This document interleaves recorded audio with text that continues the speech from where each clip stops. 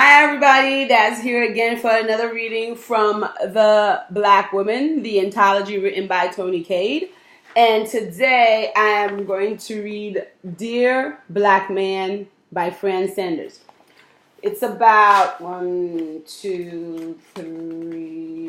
4 pages long. So without further ado, we're going to get right into it. Dear Black Man by Fran.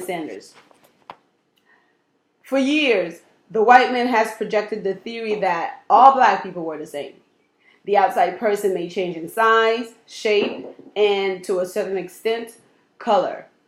But on the inside was contained an admixture of slyness, laziness, immorality, stupidity, dishonesty, and on top of this was added the ability to shuffle along under the worst of life circumstances and still remain happy-go-lucky.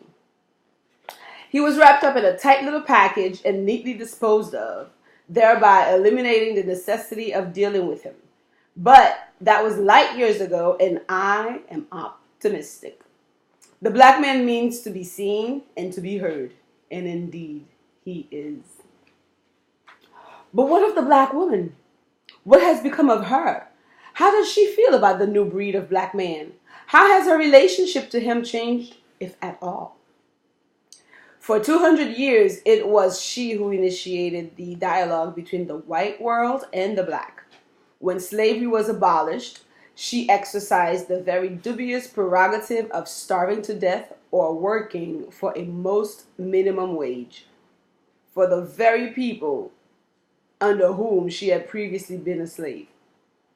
This proved to be a fine arrangement for the whites, since they were no longer obliged to provide both her and her family with room and board, but had only to pay her as little as was humanly possible for the privilege of waiting on them hand and foot for 16 to 20 hours a day.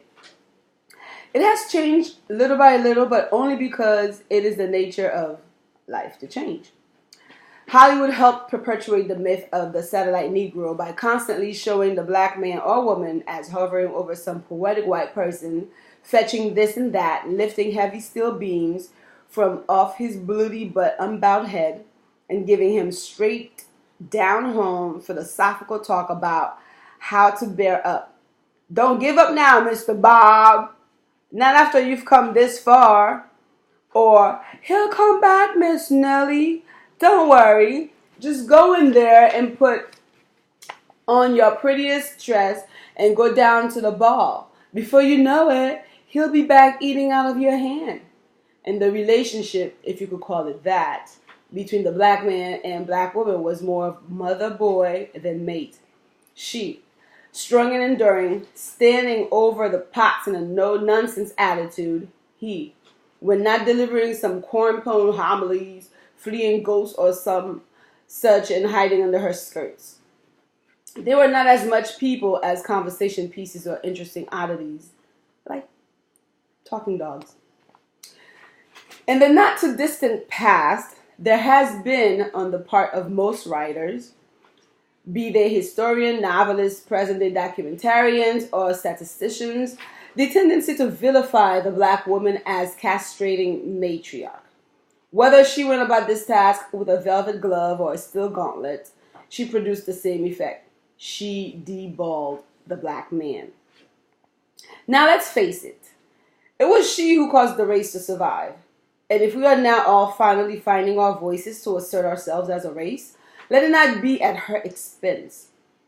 Whether she was right or wrong is not particularly relevant at this point. It can only lead to an overreaction on the part of the black man when it comes to dealing with his woman.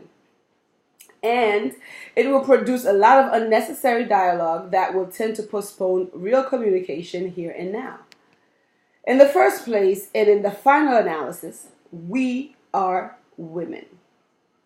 Perhaps the majority of us are not the hothouse lilies that are depicted in the novels, but we each possess in some degree at least a minimum of those things which make us temperamentally different from men. The black woman is in a unique position at this time. She is suddenly being discovered by the black man. She has waited on being discovered. on the sidelines for generations while the black man sought his soul in other things. She was secondary consideration in his quest for a reality other than that of the pick and hoe.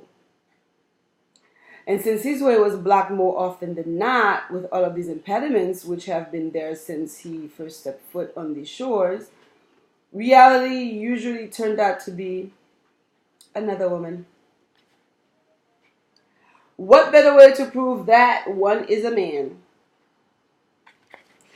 Being expert proponents of the Victorian theory, more by natural predilection than by any intellectually conceived ideas, it was deemed natural for him to leave his wife at home with the children while he went out and did his thing. Now, it would seem he can more readily accept the black woman on her terms. But wait a minute. Did I hear on the bus today two black men talking about no good black woman shouldn't wear false eyelashes? Surely we are not to the point where female prerogatives are to be thrown out altogether. What could possibly be the point? Certainly there are more important things to think about. Are we to defer the confrontation of the real black man and woman for another few years? Could it be that we are regressing even further back into the Victorian age? And is the black woman to suffer all the bad things that this entails and none of the good? Are we to be told what to do and how to do it without benefit of being able to sit back and be lovely and feminine and delicate and to be taken care of in the bargain? Or are all these choices to be reserved for the white woman? And while I'm about it, may I also ask, what is so different about the black woman where the black man is concerned that what may be taken for a very attractive trait or habit or manner in the white woman is derided in the black, as if she were copying or trying to emulate her white counterpart? After all, there are certain things in a woman's nature that are universal and transcend the boundaries of race. And although I will be the first to admit that there are habits that the white woman has developed in her relationship with her man that certainly do not bear repeating in a black frame of reference, if there is to be any progress in the relations between the sexes, I feel that I must point out the fact that certain things found unattractive in the black woman by the black man become the very focal point of the attraction between the black man and the white woman. Black women are taken for granted a great deal in the manner in which they are dealt with by the black man. Certain fixed notions are uniformly projected onto the black woman regardless of age, background, personality, education, ability, etc. All of the notions are those which cause the women to chafe under the yoke of Victorianism. We must constantly prove ourselves. It is not enough to be good at something or to be capable at our job or to have very valid thoughts on any matter at hand. We can all be summarily dismissed by a wave of the hand. And the comment that we are only women and so logically our thinking leaves something to be desired. This kind of attitude has made even a chance encounter with a black man a situation to be reckoned with. For instance, I was down the street the other day when a young black man who had been standing talking to a friend stepped up to me in a voice filled with hostility and said to me, "Hey, so sister." Now, I have this said to me several times a day. 2/3 of the time it is said with much warmth. One cannot help but smile. It has the sound of great approval. But there are other times when the men could just as well be saying, "Hey, bitch," or some other little euphemistic greeting by which some black men have traditionally come on with the black woman. I realize that there has always been among black men in this country a certain amount of hostility in his approach to his woman.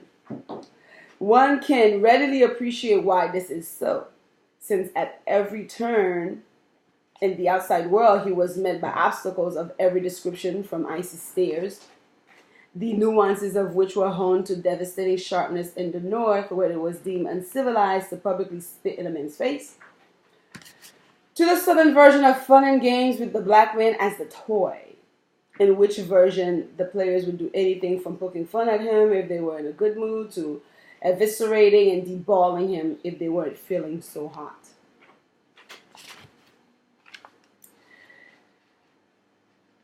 It is almost right and reasonable that the people who love him most, his women and children, would have to bear the brunt of his frustrations. But I am digressing. To return to the original point, I found the incident with this man very disturbing, mainly because it did not stop there. He went on to say that if I ever came that way again and didn't speak to him, that he would get a gun and shoot me. Now, if he was making a pass at me, he failed to get his point across. If he meant instead to frighten me or to alienate me, he certainly achieved that. Not able to leave it at that, he turned to his friend and muttered, "And she got the nerves to have all that stuff on her head." He was referring to my afro, given the fact that black men are acknowledging, and beautifully so, black women more than they ever have in the past. I would like to know, since when does the way a woman wears her hair indicate to a man that she will react any differently than any other woman under similar circumstances? Namely, that of passing an unknown man on the street corner who speaks to you in a hostile manner to which you don't feel obliged to answer. One should hardly have to suffer. One should hardly have to be called to task on the basis of a racial tie to suffer the indignities and insults that would send other than a black woman searching frantically for the nearest policeman. If a percentage of black men were not as capable as men of other races of certain acts, robbery, mayhem, murder, and so on, then there would be no need to exercise restraint in responding to any kind of remark or greeting. And if indeed he were incapable of these things, you'd have to beat women of all races off with a club to get near the black man. But being a human being, he is heir to all that this implies. So, depending on her level of tolerance and her judgment in these situations, a woman protects herself as best as she can. Chances are she will ignore the situation and keep walking. From the point of view of the man in this sort of situation, I should have presumably grinned from ear to ear at his acknowledgement of my existence and at least stopped to have a chat or perhaps a drink. Victorianism rides again. When I got back to my office, I called two of my friends to see if I was simply being paranoid in my reactions. They both assured me that I was not, and that the soul sister routine was being used at present as the newest measure to ensure recognition from the woman. It is calculated. And these encounters to explore any guilt feelings we black women may have about not being understanding enough with our men. Let me assure all black men right here and now that we do indeed love and understand you. But relating is still a one-to-one situation. I am a woman, and if I get that certain feeling about a man, he will be the first to know, provided that there is the possibility that he is capable of feeling the same way. But I will hardly feel that way about every man I pass on the street. And each chance encounter has little likelihood of coming to fruition as a full-blown love affair. My friends also suggested that the next time a situation like this develops, I simply grin and split. Perhaps the fault's in my stars, but this kind of dealing with life's little realities leaves me very unfulfilled. I feel that I'm cheating. Men are not stupid enough to think that every woman that they make a pass at is going to fall into their arms, nor are they likely to expect that they will even be acknowledged by every woman that they speak to. So why now is a black woman expected to fall into a state of ecstasy at the sidewalk overtures? There is a kind of come on that is almost traditional with the black man. It's a kind of mating dance in three parts. First, the heart come on to let the woman know that he exists. Then the cooling it so she can get a good look and see what he's all about. And then the getting it all together, the real point of communication. If you got eyes for the man, then this can be exciting. If you don't, then this can lead to humiliation, since his face-saving tactics is always, she thinks she's cute, shit. Also, along the lines of irrational female prerogatives, I want it to be known that the term soul sister leaves a lot to be desired as far as I am concerned. I am not and never have been a sister to any man except my brother Danny. And I feel like the whole thing is about to go too far. It seems positively incestuous. I mean, how does one make the transition from brother to lover if need be? Do I suddenly see this man who has previously been addressing me as sister as a potential lover? Not hardly. The lines have been too definitely drawn for us to retrace our steps and redefine. The way back is too clogged with past rhetoric and to start a dialogue with some personal meaning, and although the transition probably can be made, it will not be easy. Better to see the woman as a woman and treat her accordingly, while at the same time trying to upgrade the quality of the relationship. Me, woman, you, man. So let's try again. We haven't been at this thing for so long that we've reached the point of no return. We've been too busy trying to survive. The average white man in his dealing with his woman has developed some very bad habits. Among them, the substituting of various standard phrases designed to fit any and all occasions where real relating may be necessary. Let's not have that happen to us any more than it has already. We black women don't want to turn around in a few years to find out you do indeed regard us as sisters and have accordingly gone to find your pleasures of the flesh elsewhere, and that all those words of togetherness have turned to sawdust in our mouths. A friend of mine slipped one day and told me that he can't seem to have a go at it with a black woman because she reminds him too much of his mother and sister. Let us learn by the mistakes that the white man has made, and those mistakes made by the middle class blacks. And the final analysis, it all starts with a man and a woman.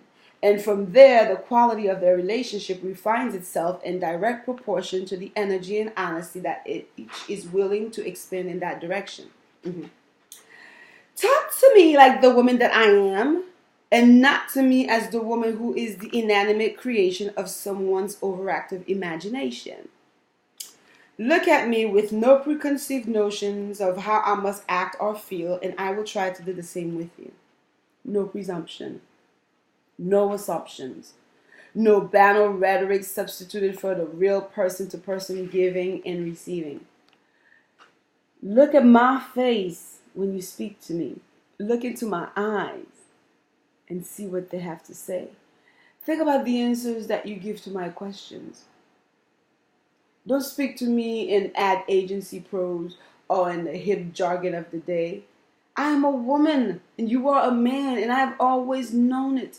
If you love me, tell me so. Don't approach me as you would an enemy. I'm on your side and have always been. We have survived, and we may just be able to teach the world a lesson. Awesome. So this was a letter to Dear Black Man by Fran. Thanks for tuning in. So come back again next week for another reading. Enjoy.